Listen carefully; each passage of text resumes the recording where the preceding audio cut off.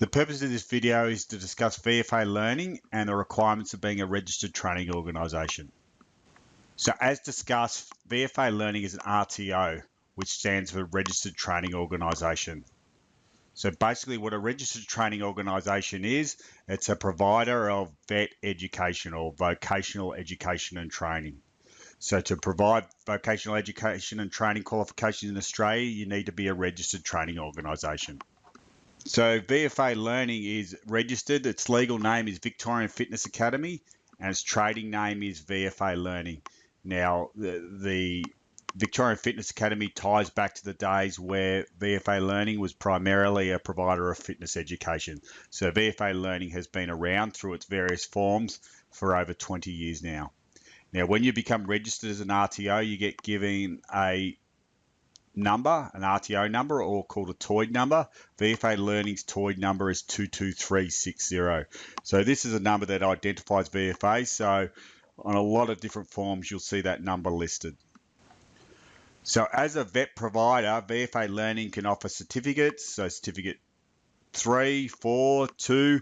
VFA is mostly in the space of certificate 3 and 4, diplomas and advanced diplomas. However, VFA Learning as a vet provider doesn't offer degrees. This is more the space of the universities. Now, as a registered training organisation, VFA Learning is governed by an organisation called ASQA, which stands for the Australian Skills Quality Authority.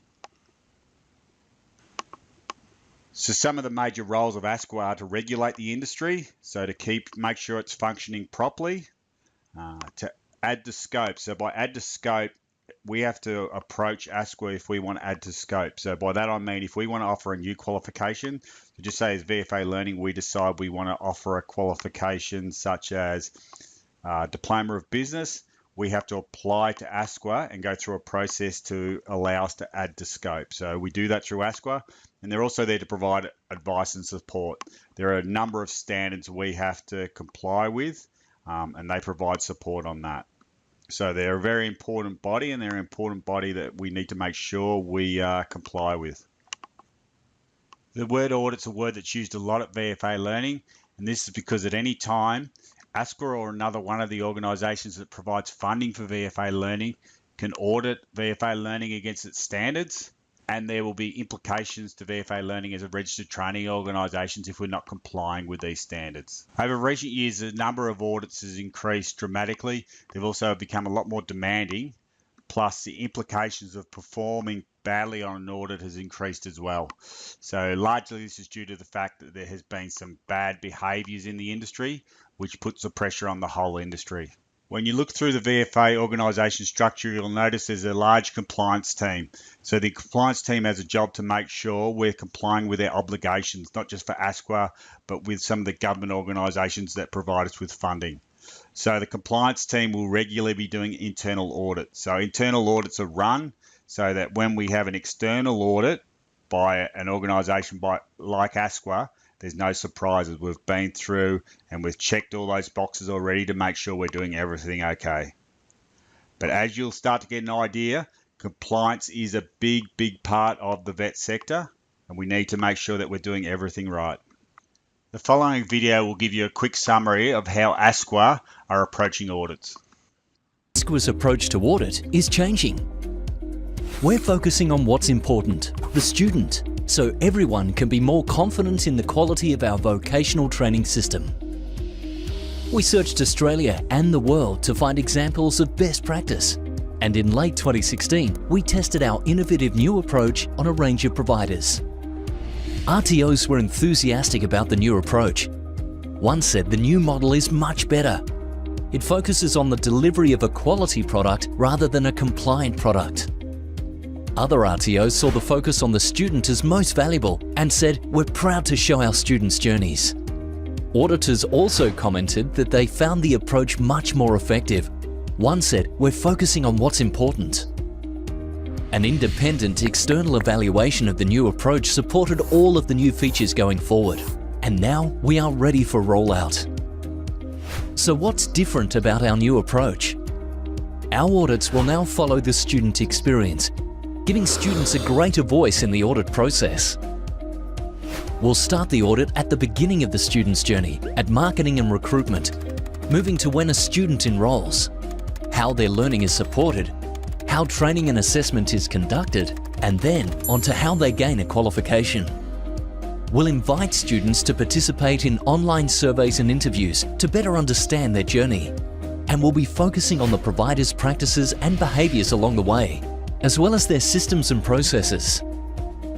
Audits will be more customised and will look at information from a range of sources, such as complaints, compliance history, media reports, and intelligence from other agencies. Some audits will be narrow and others more broadly scoped, depending on the risks to students. This way we can direct our resources to the areas and providers of greatest concern. The audit report will also be more concise and be clearer about what a provider needs to do. And we'll be using some new audit tools so we can work smarter and be more timely in finalising audits. So, what will we do if poor practices are identified at audit? We'll still document evidence of non-compliance against the relevant standards and give providers an opportunity to respond. Where providers are non-compliant, they'll be expected to assess the impact on current and past students and to tell ASQA how they will fix any problems caused for students. We welcome your feedback about our new approach so we can continue to improve and all enjoy greater confidence in the quality of our vocational education and training system. As well as being registered with ASQA, VFA is also approved for 3 other major programs in Australia. They are Skills First, Vet Student Loans, and CRICOS. Now, if we look at Skills First is funding that VFA Learning receives from the state government. It provides funding for VFA Certificate 3 to advanced levels diplomas, and students must be eligible, which means that students who fit the eligibility criteria, so there's a few rules as to whether students are eligible for this funding or not, and it's on an individual level. It depends upon whether they got higher qualifications or not. So an example is if I'm 25, I already hold a degree and I want to do a Certificate 3 in fitness, I'm not going to be eligible to do that because I hold a higher qualification. So normally if you're above a certain age, it's as to whether you are moving up through the qualification chain as to whether you are eligible. There's a few other rules in place, but you'll become familiar with them when you speak to some of the compliance and sales team as part of VFA Learning. But in short, students are funded through the state government, and VFA Learning get a certain amount of money for every hour of training that they do that VFA receives every month. But again, with this, there becomes a number of compliance obligations. So as you get used to your role as a trainer and assessor, you'll be aware that evidence of participation becomes really important. And evidence of participation is making sure that we can show they're in class, that we're collecting attendance, that all their work is properly covered off on. Because that all becomes evidence which we claim our funding from the state government against. Vet Student Loans is a Commonwealth program. It's very similar to the HEX program that some of you who went through university will be familiar with. So basically, Vet Student Loan is an income contingent loan, which means that it's a loan from the government to the student, and the student pays it back once they start earning over a certain amount of money. But it only applies to qualifications that are above a diploma level. So Certificate 3 qualifications and Certificate 4 qualifications aren't eligible for vet student loans. So VFA Learning is a provider of vet student loans. The majority of training providers in Australia aren't. So we're very lucky to have this program, but again, we need to make sure we do everything right to stay compliant with the requirements of vet student loans. VFA Learning is also a CRICOS provider. By being a CRICOS provider, it allows students to come into Australia to study an Australian qualification and an Australian RTO. Now, not all RTOs are CRICOS providers, which means that they can't have international students come in and study with them. This is going to be a big focus of VFA Learning to get their CRICOS programs going throughout 2018 and 2019. Hopefully this video has given you an introduction into how the RTO sector works. If you have any more questions, please speak to your manager.